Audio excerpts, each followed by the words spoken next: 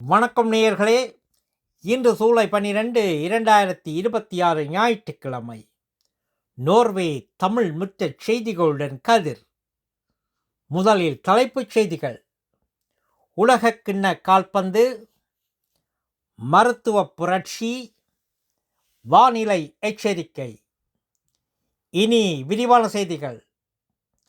உலகக்கிண்ண கால்பந்து 28 ஆண்டுகளுக்கு பிறகு உலகக்கிண்ணத்துக்கு நோர்வேயை அழைத்து சென்ற ஆர்லிங் ஹோலாண்ட் தனது முதல் தொடரிலேயே 7 இலக்குகள் அடித்து அணியை கால் இறுதி வரை முன்னேற்றினார்.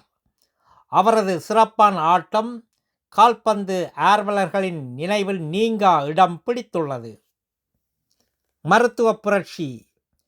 பல்லாயிரக்கணக்கான மக்களின் நோய்களை குணப்படுத்தும் அரிதான மரபணு ஆற்றல் கொண்ட 9 கொடையாளர்களை நோர்வே மருத்துவ உலகம் கண்டறிந்துள்ளது.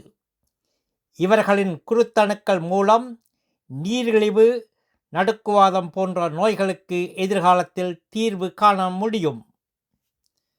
வானிலை எச்சரிக்கை. வரும் கிழமையில் தென்கிழக்கு நோர்வேயின் சில பகுதிகளில் வெப்பம் 34 பாகை செல்சியஸ் வரை உயரக்கூடும்.